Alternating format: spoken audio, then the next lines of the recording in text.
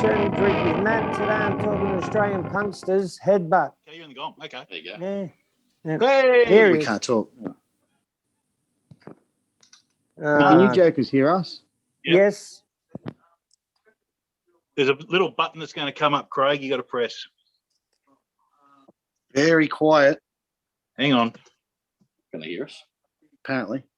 Yeah. Oh, I've never used this before in my life, so I'm a novice. And my Yeah, phone's I've out of only- charge. Only since I started doing the show, I learned how to do this. All the technical stuff's done by Jeff. Thank you, Jeff. Thanks, Jeff. Hearing what he said. All right. We're probably going to, whoever talks, their picture's going to come up maybe. I can hear you, but it's very quiet, and I've got the phone turned right up. There's a button Yeah. that you need to. I'm going to actually take my...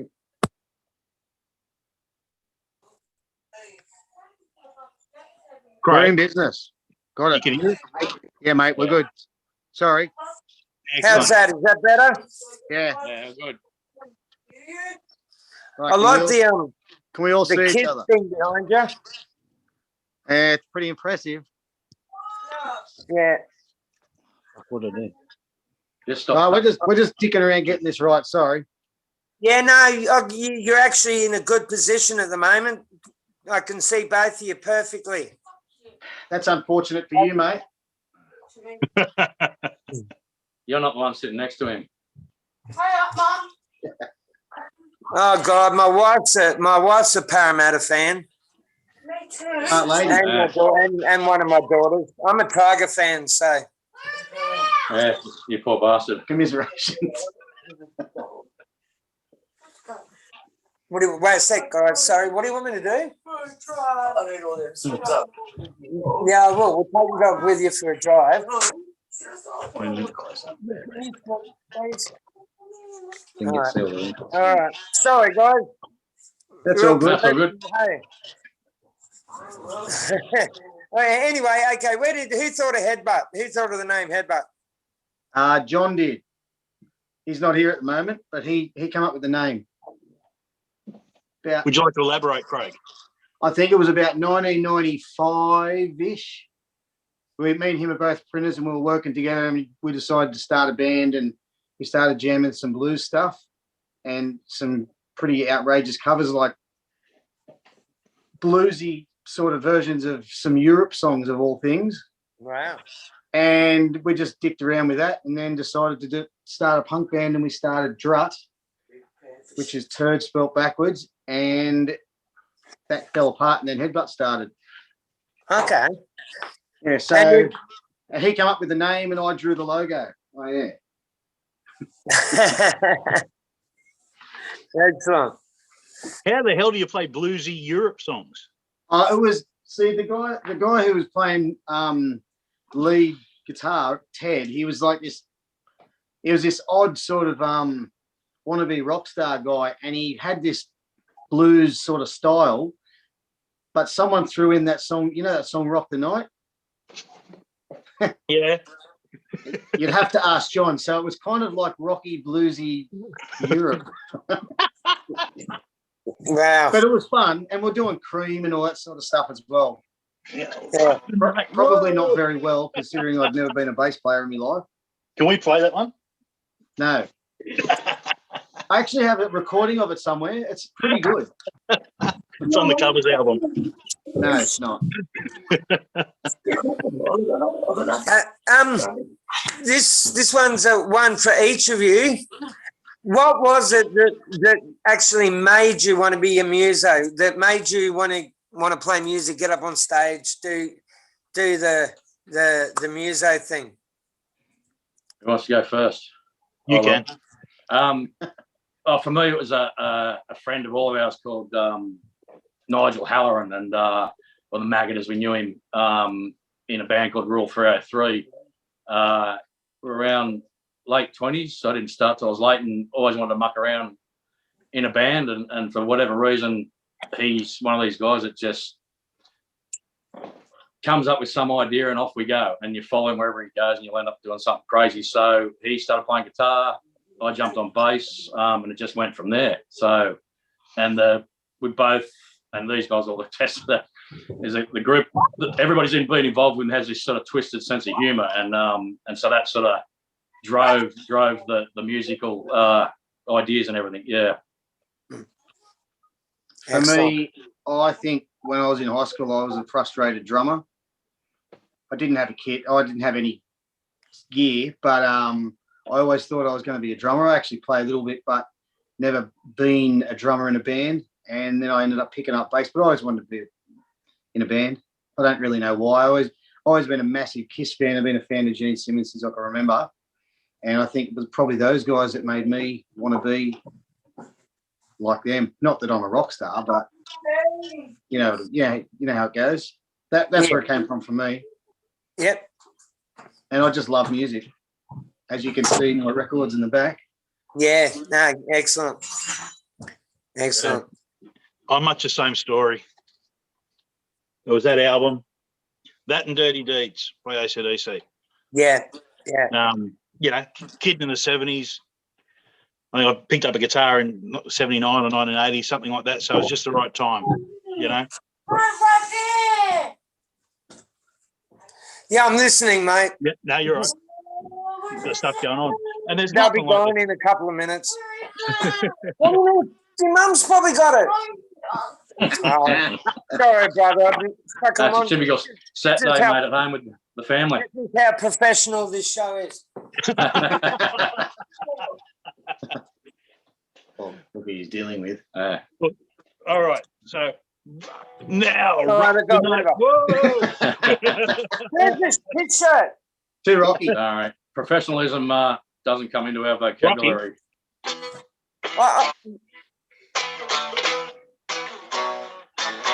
There somewhere. Eye of the tiger. Yeah, no, we weren't doing that. Actually, the first band that's ever done that, thank God. I've been waiting for a band to actually do something musically while I interview them. This is how we do everything, riff writing. I think that might be a new song. No, we're doing Rock Now, Rock the Night. Trust me. No, it's happening. No, we aren't. Anyway, go on. So what was on the stereo when you were growing up? My house. You go. Dad listened to jazz. Dad listened to Dixieland jazz. So we used to go to pretty much every other Sunday. We'd go to these parties. I lived in Hobart when I was a kid. And we go to these parties and there'd be 3 or 4 jazz, the same kind of stuff we do, you know. But they'd be jazz bands and they'd just be blasting and all the blokes would be on the piss and life would be great. The brother was listening to, you know, AC/DC and Kiss and the Angels and those kinds of things. You know, Countdown was always on telly on a Sunday night. That, you know, we all grew up at the same time. You know, My old man had pretty strange taste. He'd listen to everything from friggin' pan flute music, which I don't understand, to the Shadows and stuff like that. And he put me onto the Shadows. They're awesome. My mum used to always had something cool going, like the Beatles or anything from the Beatles to Marsha Hines. Stuff like that. But there was a whole bunch of stuff in between. I can't remember the whole lot of it, but yeah, it was a bit different. Yeah, for me, my mum and dad had no musical interest at all, but my brothers, I come from a family of 7 and 4 brothers.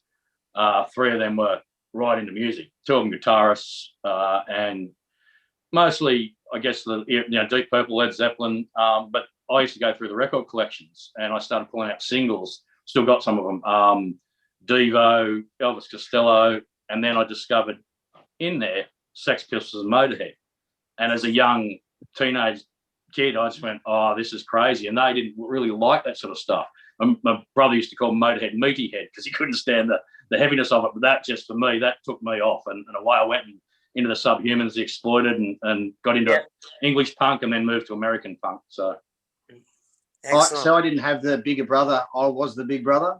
Yeah. So I took what I got from my parents. And I remember some people used to mind me when I was really young.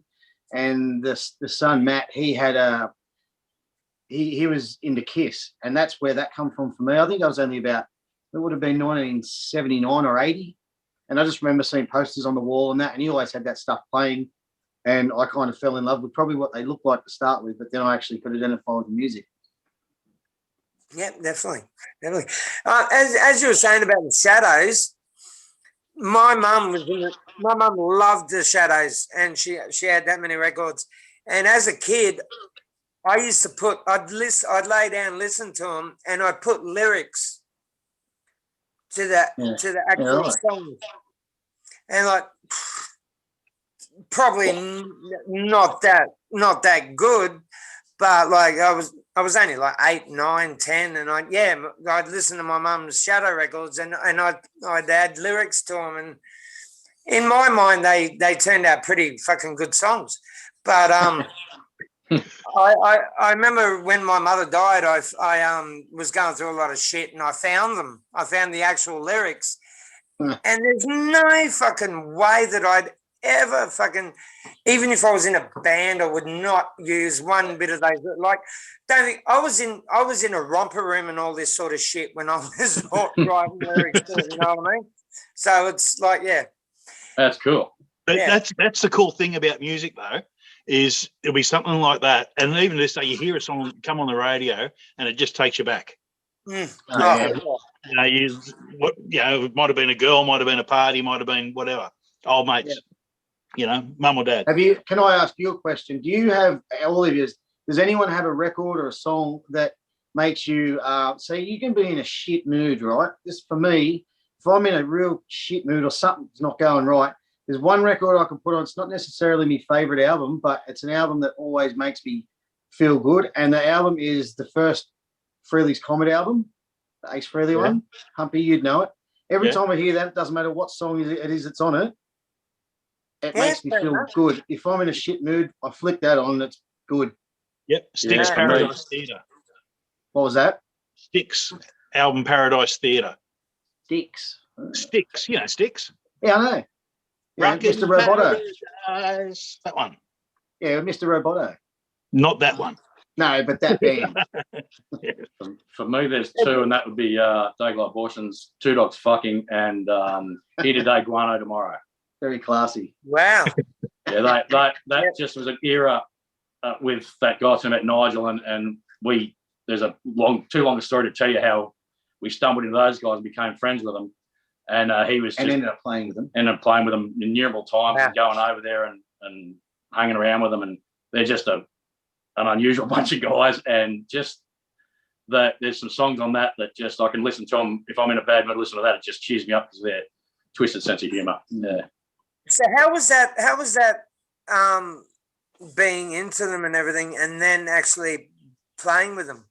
I won't say hero worship because I'm not like that, but it kind of Murray Acton or the Cretin is just just this unusual guy and amazing musician, and they were just touring around. They're a bunch of animals, and the stuff that gets up to is just crazy, and a lot of their songs are written by experience that they experience, and it was almost surreal when I look back at it now. You'd never think that would happen, but Nigel was this sort of guy that would find a way, and he actually just jumped on a plane, flew over, and turned up on their doorstep, and they couldn't believe this crazy guy did that. They thought he was from the FBI, they thought he was the CIA, and then they realized he was just an Aussie that loved this band. And then we ended up going on a tour with them. We were just roading for him, and we meet Jello Biafra, and I've got a photo of Nigel grabbing Jello Biafra in a headlock because he just saw Jello and went and jumped on him. Now Jello's freaking out, and Jello thought again he was from the CIA because Nigel wanted him to sign his passport, and that's just what Nigel did. I wouldn't have the balls to do that, but Nigel would, That wasn't HeadButt. That was Real Threat. This is before he was in this band. Yeah, so what I'm getting to is that all led to this band, and just through that guy. So and these guys have all been linked to him. It's an unusual thing. So the Dayglow Abortions and Nigel are all intertwined with this band, HeadButt. And further to that, what you asked about being a fan and then actually playing, I'm not going to drop a whole heap of names, but through this band, I've been able to play, or we've been able to play with guys that, for me personally, that I've been listening to since I was like a early teenager, and meeting these people, playing with them. Can't say how good that is. And I tell you, and there's only one. I mean, the bands Craig's talking about, the Dayglows, GBH, fucking DOA. DOA, Excellent. Vibrators. so UK what? subs. Fucking animal. So what? You know, all these guys are pretty down to earth. You know, some of them are a little bit flaky, a bit off the planet, but they're not rock stars. They're not animals. Nah. Yeah, they're not full of themselves. And you know, they'll sit there and have a chat with you and have a beer. The Defects are a great example. Yeah, I remember having a chat to Waddy backstage the second time. I couldn't understand what the fuck he was talking about. All I can understand that he doesn't like Jello Biafra. That was pretty much the vibe of the thing. But he's a really cool bloke and talked 100 miles an hour, but didn't understand the fucking word he was saying because his accent's that thick. But it was great. It's interesting because the Dayglows will tell you the same story about Jello and even Rollins, who, you know, we love, but they have unusual experiences with it because they're so hardcore and full on, those two. And there's some funny stories around them touring with those guys and how they think of them. Yeah. But Go on. We should mention that HeadButt formed, this version of HeadButt, which has been going for a long time, formed after the death of Nigel, and I guess that spurred us on to doing what we're doing now. Wouldn't you guys agree? Yeah, absolutely. Wow. Yeah. I'll bring up my album about this Place of Happiness and thing. I'd say Pavlov's Dog. Yeah. I noticed she posted something about that yesterday. Yeah, I love him, man. He's like, his voice kind of fucking irritates me, but I don't know. My ex was a Pavlov Dogs fanatical fan. So yeah, I'm not into them, but they're quite. I appreciate what they do. You know, it's a bit like Jethro Tull and that sort of thing. You appreciate what these bands are capable of and do, and yeah, for sure. Have you had that moment? Because you guys, like, you're my age, obviously. Have you had that moment in your career where you've gone, fuck it, this is not for me? Never. No. We've had typical band moments, and it's been through its ups and downs and arounds, and that's usually life outside of the band that causes that. Well, it was for me. But these guys here, I guess I wouldn't want to be playing with anybody else. The three of us that you're talking to now, Josh and I play in Kundalini's Revenge and HeadButt, and Humpy plays in The Perpetrators, and he was in Porn Logic while this was going. So for me, there's never a time that I've thought, nah, not doing that anymore. It is hard to juggle two bands, sometimes three for Humpy, but Matt, for me, it always comes back to this because I don't know, it's kind of like me baby for me. Matt, are you asking more about the band or more about playing music? What, as in? Like when you're saying, is there ever a time you didn't want to do it? Are you talking about being in this band or playing music? Not as a band, as like you've just thought, I'm just fucking not into it. I can't put my all into this anymore. Yeah. Music in general? Yeah, it's funny. No, never. No. I had it was a matter of weeks where I went, nah, I've had enough. But I was in another band, and I got to a point where I had no creativity. I couldn't write a song. I couldn't do what I wanted to do. And I thought, no, this is bullshit. It's funny. As I say, it lasted about 10 days, and I went, no, I picked up a guitar and life was good. Funny you said that, Humpy, because talking about getting ideas, it's funny with these guys and the other two, ideas for songs and that are not a problem. No, there's always something. Topic will pop up. For example, there's a few last week. Oh, yeah, there's a whole new album in that one. And that was based around a fart that I did. Sounds stupid, but the song is pretty impressive. He hasn't heard the riffs yet, Humpy, has he? I'll tell you that I don't want to necessarily speak on his behalf, but our drummer, Donnie, I remember about, it has to be 10 years ago, if not more, before HeadButt. I think he took 6 months off. Said, I'm not going to play. Wow. That's because he thought he was getting old. Yeah.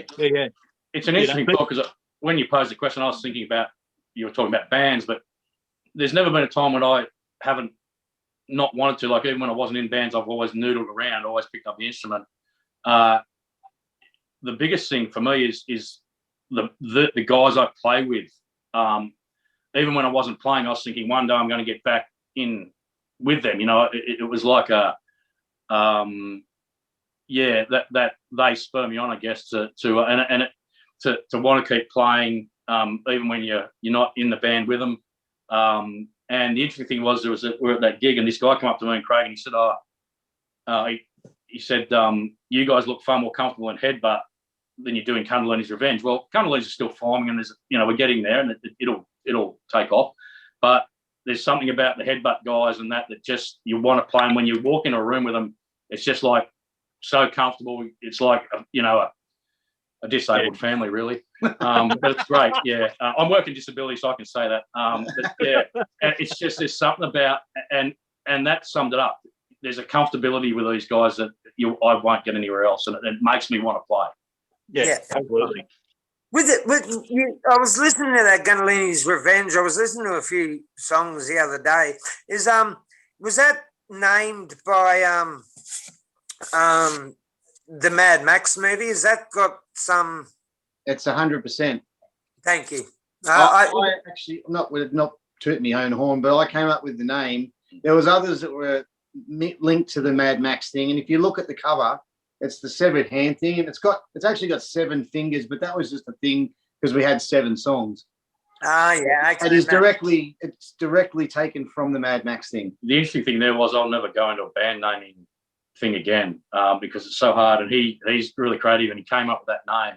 We had a million names, but I'll let him do it all the time now. And another one we were going to call it was simply Bubbers and Eddie, which is a character out of the movie. But Kundalini's Revenge. Bubbers the one that they went to get he was in the coffin.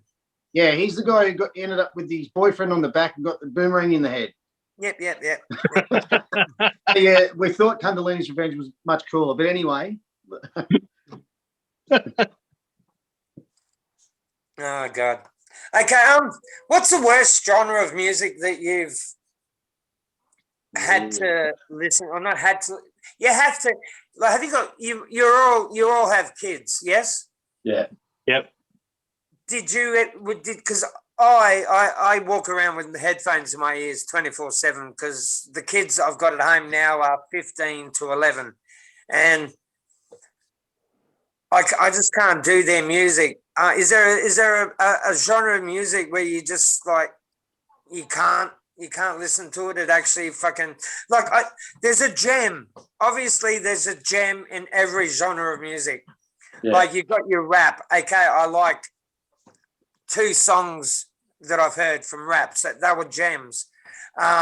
Disco, there were a couple of songs I liked in disco. But is there a genre that you just fuck it? Do you want me to write a list? Yeah. That's an interesting question because back if you got me when I was, between say 20 and 30, I would argue this is crap, this is crap, this is crap. But as I got better at playing my instrument and looking at different genres, I actually started to appreciate some bass lines in disco and some of the rap I actually played bass to on the beat. And it not necessarily my sort of thing, but it gave me a different perspective. And I started to go, well, even though I used to think it's crap, some people like that and they created it, and it's I got more respect from it for that. But yeah, I got subjected to the Wiggles changing jobs in disability to this guy who sees the Wiggles day in. I didn't mind the Wiggles before, but right at the moment, I hate that.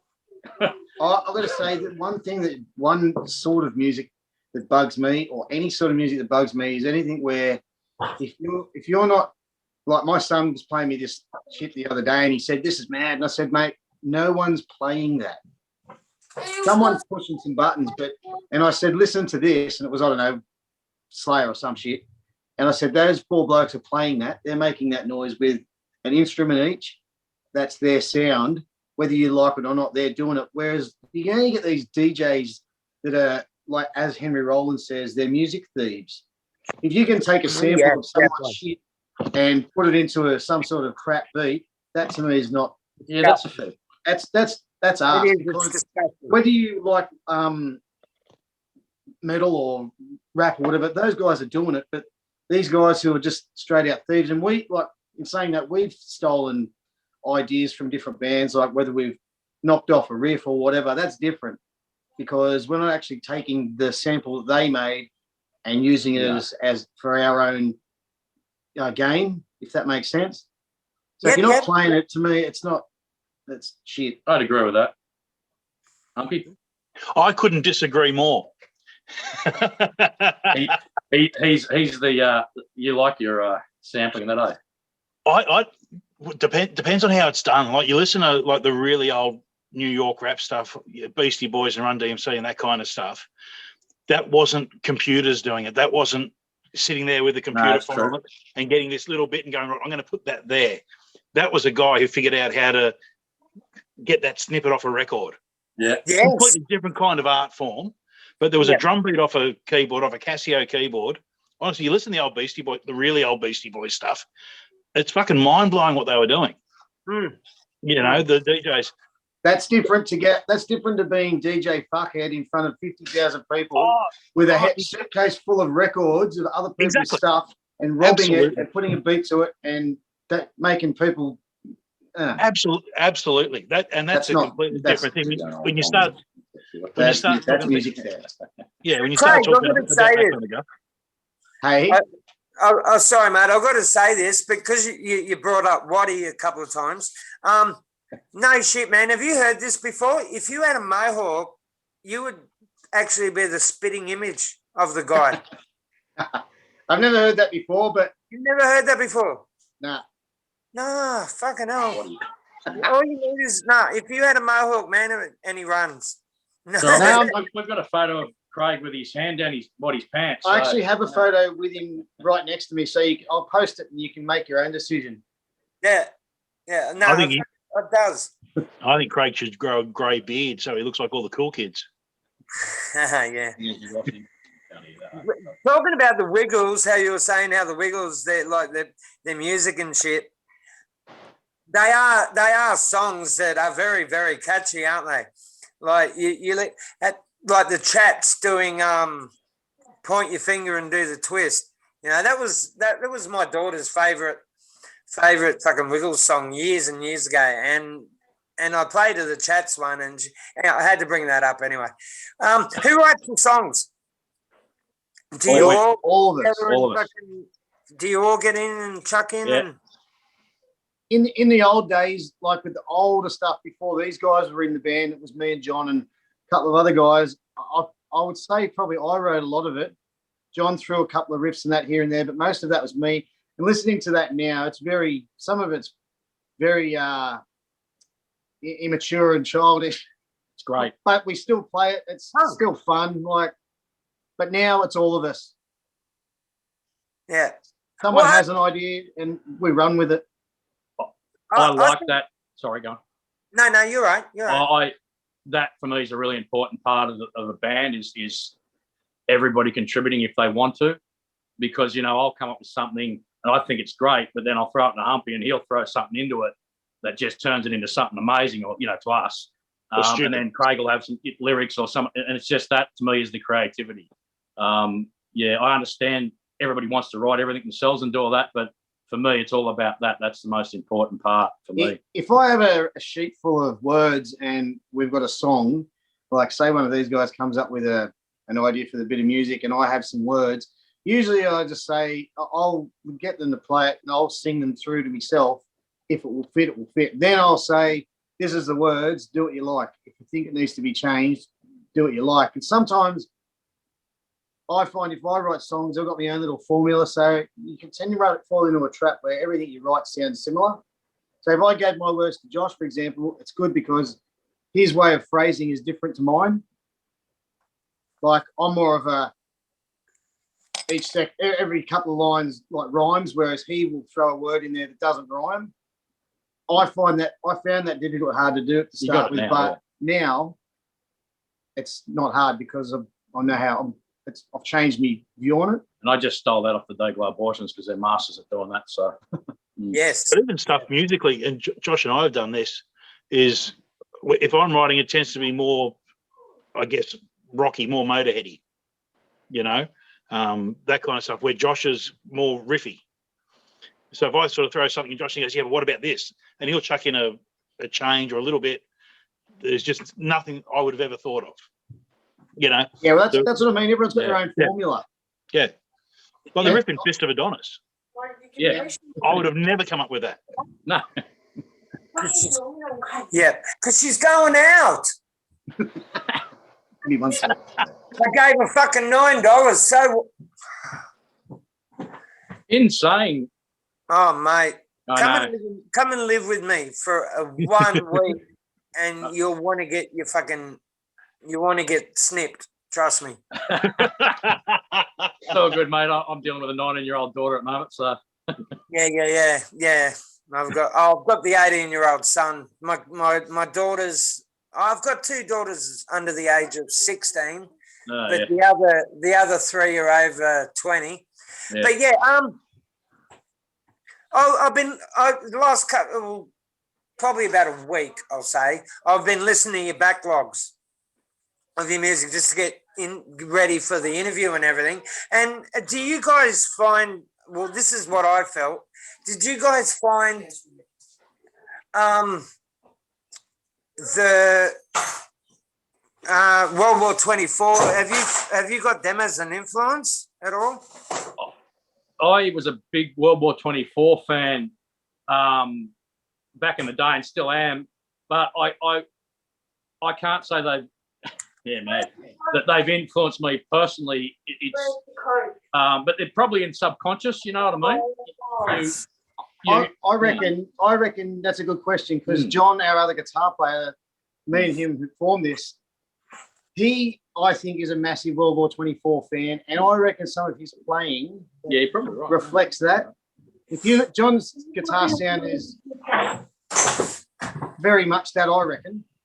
Although he doesn't contribute pretty much anything to writing the songs. Not these days, anyway. Fair enough. Never heard of him. Is there a creative process that you go through when you're writing the song? I'll tell you, Can you see this? Can you see what's on screen at the moment? How's this? Last week when we were at Ridge's Airport Hotel, we're in the foyer and I dropped my guts and it fucking reeked, right? The process that started then. These 2 dickheads have come up with words for a song about the stink. That's how it works with us. It usually starts from a shit little joke, or it could be anything. Young man, come slut. Yes, a slogan written on the footpath. Something we see on TV, something that John sends you in, like something humorous about religion he's seen on the internet, and then it just goes. Yeah. But you have a look at the EP. Burst Left Tit is a little TikTok video. Pornivore, that's Donnie. About a drummer. That's Donnie, who's obsessed with his cock. That's obvious. Concrete Boots, that's Donnie. Thursday night. That's Donnie. That's Donnie. And Black Cat is about. Have you ever been black catted? What that means? It means if Josh says to me, "Hey, I've got this black cat," and I say, "So mine's blacker," and I got it first. Guys, someone who's always got one better, and it cost more. Yeah, I've got this record player. It was this much. Well, I've got this one. It's worth this much. It is about a particular person, but we won't go into that. No, we're not going into that. It's rarer. But everyone knows a black catter. Yeah. Everyone. You work with one, whatever. I've got a black cat. His name's Ninja. Yeah, I've got one too. It's blacker than yours. And there's obviously a heavy religious content in there, but we're not actually anti-religious. It's just there's so much ridiculous stuff based around religion you can write songs about. So that just sort of comes naturally to everybody in the band, I think. When you wear such a target on your back, you are going to get That's right. That's like, I don't hate religious people. I just hate organised religion. That's what that's probably too much of a driving thing for me, because it's one of those things that pops up and I run with it. And I probably shouldn't so much because it's a bit repetitive. But yep. No, let me just write that down. Well, you've heard. You have to peg him back. Like, he wrote every song about it. So, like, when COVID was going and we were all like in in the lockdown, fucking steal my cigarettes. When we were in the lockdown and everything, there was no one allowed to play. You couldn't play the barnstorms, like all the shit it was all over. But I can't remember the religious group, but they were allowed to have these big fucking things. Hillsong. That's them. And Well, you will remember that the guy who was heavily involved in that time in this country was running the joint. So when you're running the country, you can make your own rules. We got a song coming about him. It was No, but how were you affected by COVID? How were you affected by the lockdown? Was there COVID was really funny for us. Because me and Donnie left the band years and years and years ago, and we got back together and decided we're going to, have a go. I think it was John's birthday was coming up. His 60th birthday was coming up. Right, we're just going to get together. We're going to have a jam and see how it goes. And at the very least, we'll do a gig for his 60th birthday. And then COVID hit. I think we got together once or twice before COVID, and then COVID hit. I was like, and because we're separated by distance. I'm in Newcastle, the boys are in the Central Coast, and John's in Wollongong. So then we had to sit out COVID, wait for all that to settle down. And then between Central Coast, Wollongong and Newcastle going into separate lockdowns meant some could go, it was just an absolute shit fight. Yeah. So when they finally let us all get together, it was game on. But but also too, put us back 2 years. But it's literally gone from strength to strength. It probably did us the world of good. Absolutely. Because when it kind of fell apart before, not fell apart, when we just stopped doing it before, you did the Porn Logic thing, we did the Kundalini's Revenge thing. Donnie doesn't matter. Donnie just does Donnie, and John became just the photographer guy, remember? Yeah. When he could, but then that all kind of blew away. Here we are. Yeah, it's taken a long time to get to this point, because the last recording was 2013. Yeah, that's a long time ago. It's far too long. Well, I'm not glad it happened or anything, but if it didn't happen, this show wouldn't have never happened. Yeah, because I was sitting at home bored shitless, and I thought, fuck, I might just start a show interviewing bands. We're in lockdown, fucking blah blah blah, and if it didn't happen, this show wouldn't have happened. I don't think. No, I've run into so many people that say that. It's actually given them something else, like a different business perspective, or writing better music or whatever. It's changed their lives in a better way. Well, it gives you time. Give them something to do. If you're not allowed to go out anywhere and you're a guitar player, you can sit there and twiddle that thing all day. That's what twiddle your knobs. That's Donnie. Do you guys do any covers? Wow. Okay, we're caving into that. Craig's pushed that for a while. Look, I tell you, you go. I tell you, and now that we know he likes Europe, we're not going to be doing any covers. No. You'll have to speak to John and Ted Dallas about that, because they started that shit. I just run with it. I still reckon we should have a few covers just to throw in there. We'll talk about that later. Yeah. Right now. It's interesting because we went to Pennywise last night, and they put a thing in the middle that was a bunch of sort of muck around covers here. And you do understand how it works well to get the crowd involved. I'm not saying that that's my cup of tea, but I get where Craig's coming from with that. Yeah, it's like the scatterbrain down with the ship thing. Humpy, you'd know that. I do. But yes, we do some covers.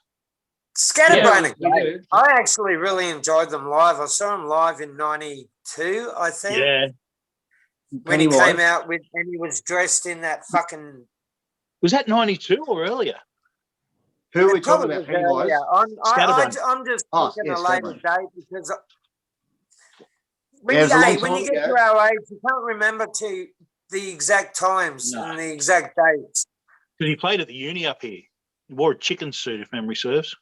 Yeah, I'm chicken. pretty sure I It saw was him as the, well. it was the bear he wore at the playroom on the Gold Coast was when I Mhm. saw him. It was Mortal Sin of Yeah, of, you know, Mortal Sin, and they were supporting a fucking a band that could have been the Wiggles. Yeah. I was talking about Mortal Sin this morning. No, it was crazy. But have you had a gig that you've gone to and like you've been, you know, someone said, "Oh, we've got you up for this gig, blah blah blah," and you think of this: the Sex Pistols in America playing in front of a bunch of guys with cowboy hats. Have you had a gig like that where you just shouldn't have been there? It just wasn't Yes, your. yes. This is your one, Humpy. Which one? If you're not going to say the one you're thinking, Are I you, am. are you talking No, about? you go. No, You talking about Canberra? no. I was thinking about that one where we were playing out at Richmond or somewhere with the casino Oh, rumbles. with the And bloaters? here we Was it? are dropping every swear word under the sun. Little did we know that the family area is just below where we were. So kind of a square peg and a round hole, but that wasn't our fault because someone else asked us to play. The gig would be the metal gig, Humpy. But no, we didn't necessarily think we shouldn't have been there, but We They just didn't literally think should- we should. Let's reverse that question. They didn't think we should have been there. The metalheads, I think, because we I- blew them I- off stage and we did a typical headbutt set that was just out of control. And we got the biggest crowd of the night. We went well over time, and there was a lot of pissed off metal bands at what we did. So because we're a punk band put into a metal gig. but See, the I was crowd gonna loved it.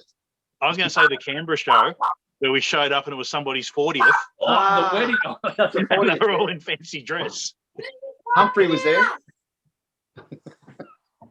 Humphrey B. Bear was there. Probably should Remember that? explain that a bit better.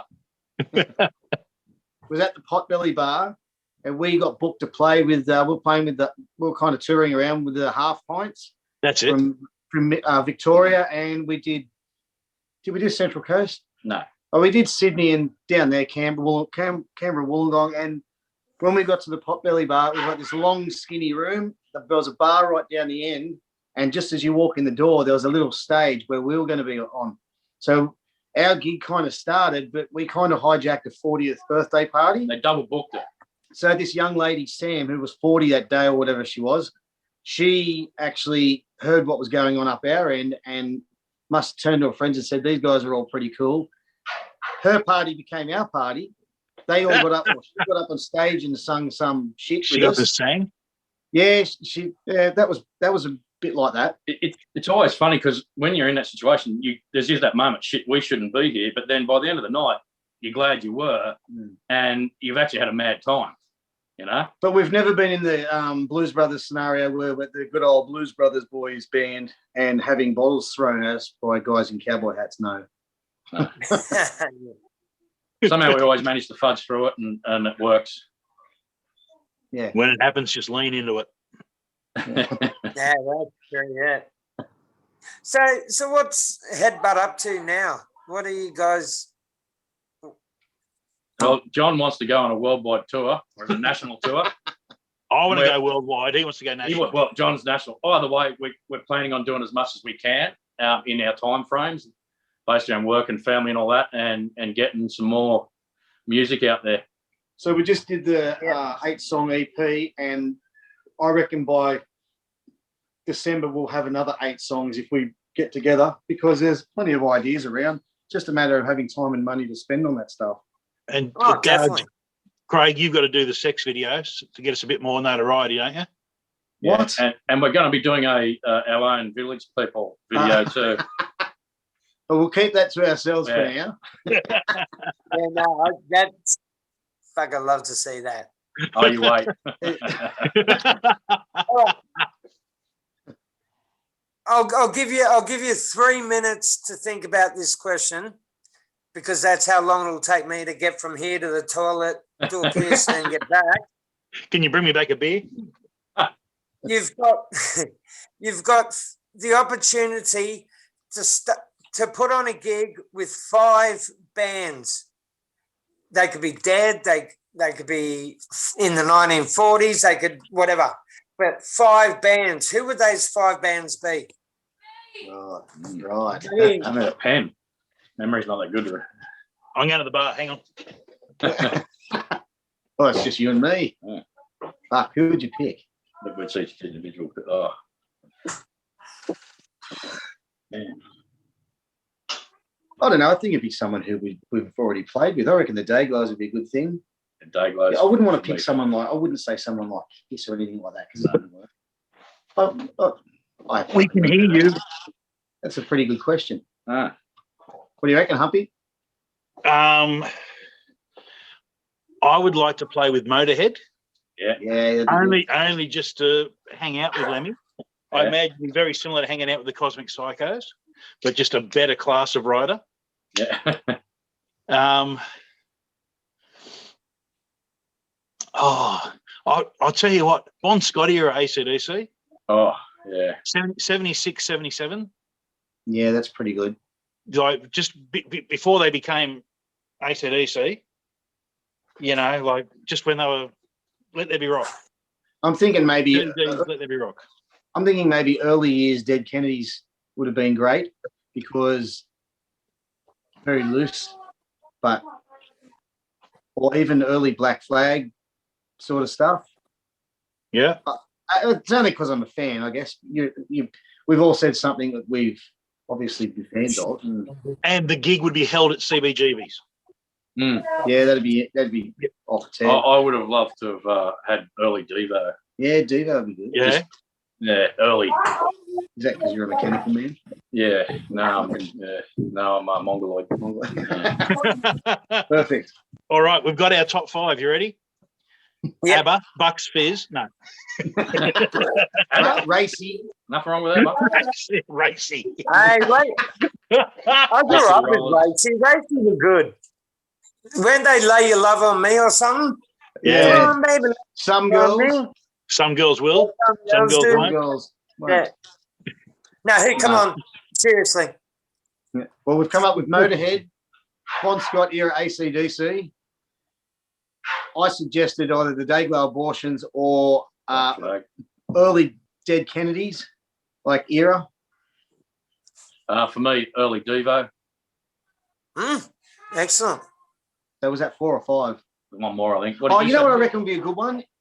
Iggy Pop's Yeah. Stooges era. Yeah.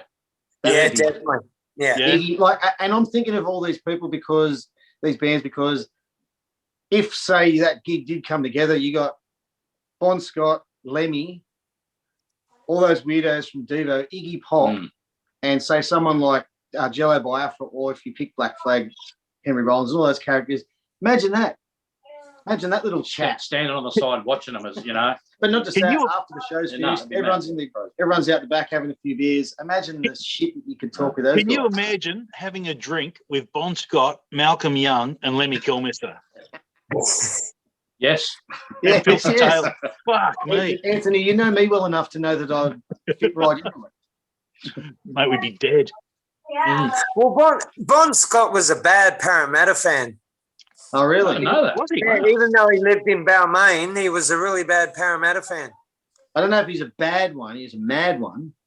No, I grew up as a Parramatta fan. My And then mum you was. grew up. We grew up And in then Parramatta. then he turned the wrong corner. Yeah. No, Okay, the Tigers are right.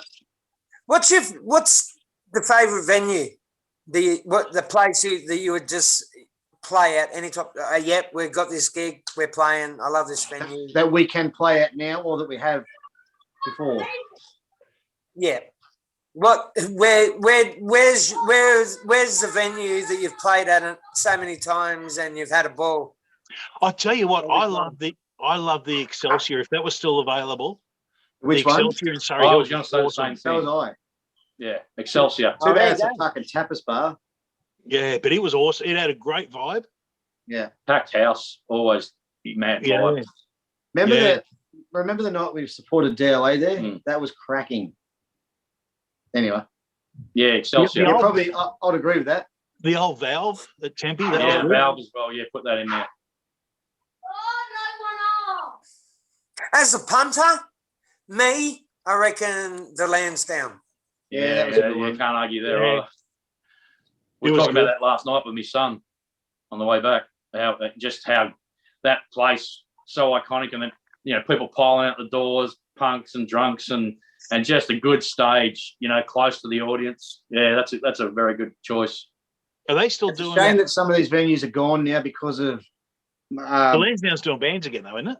Yeah, but not the likes of us. Yeah, they only they play there. Tapas bands. Yeah, no, well, that's not a tapas bar. The Excelsior is or Yeah. was. That's a shame. There's no venues around in Sydney. It's shit. Yeah, no, it's even Not on like the it Gold was. Coast, like they pulled the Playroom down, they pulled Patch down, they pulled Bombay Rock down, they pulled Currumbin Hotel down. Yeah, right. Like you're on the Gold Coast, you've got fuck all places. Other Shed 5. That's all there is up there now. If you want to see a punk band.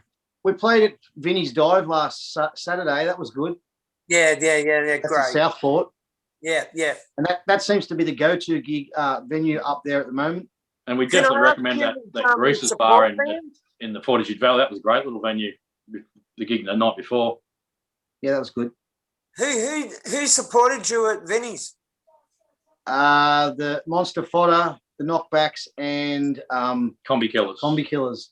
It was a great one. Yeah, I'm actually interviewing the Combi Killers next week. Yeah, they were really good. Yeah, they're all good bands. Great and good blokes too. All right. You should interview Monster Fodder. They're top blokes. Yeah. Yep, definitely, They're man. like- They're like Brisbane's answer or the Gold Coast answer to Motorhead. I reckon. The Aussie version of Motorhead, they're mad. Yeah. Excellent. Well, hey, I've put out 17 episodes of this show, and I've been getting comments saying the show's great, love watching it, but it goes too long. So I've decided to just keep it as an hour. Yeah. And you guys have been fucking fantastic, man. I could just talk for hours and hours with you guys. Like it's been really So could good.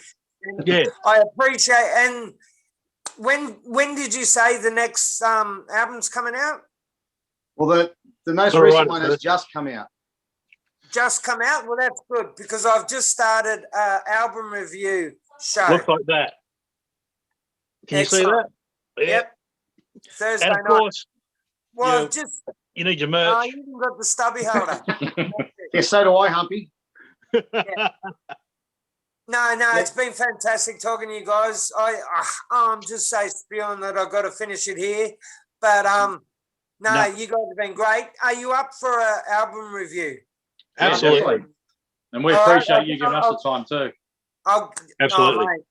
And No, also, you've done me the favour, man. I love it. It's great. No, it's taken a bit of time to get this to happen because of we're like Humpy said, there's a distance thing with us, and even though we can do this, it's timing. Everyone works. None of us are dull bludgers or any of that stuff, or just sit around all day doing nothing. We all work and are busy, so that's why same. it's taken this long. But yeah, the No, stuff you're that's doing, right. Matt, just supporting the music. I know that some of the bands. I know a couple of them personally, mate. Everyone like that kind of support for our kind of music is just great. It's really So- important. Yeah, so awesome work, mate. Appreciate it, guys. Very good. Talking about day, did you hear about the cycle race they got down in Wollongong? Yeah, I've heard a bit Yeah. about it. Sean from Yeah. the Owen Guns has been pretty vocal about it. Yeah, I know he has, hasn't he? Which I'm speaking to in about 10 minutes for for the album review of the Brain Dead album. Yeah, cool. He's a good dude. Yeah, say hello to him for us. Well, that was me that put up all those marquees and shit for that race, and I got I did see spat something you on. wrote about that. Yeah, I got spat on. I got abused. Like, fucking, what are you doing in my street? I'm just fucking working, man. Give me a break. All right. Anyway, thank you guys so much. Appreciate what you taking the time out to be on the show. I'm stoked. Sorry we have to break it short, but No, sorry. it's You got kids it's to been look after. excellent.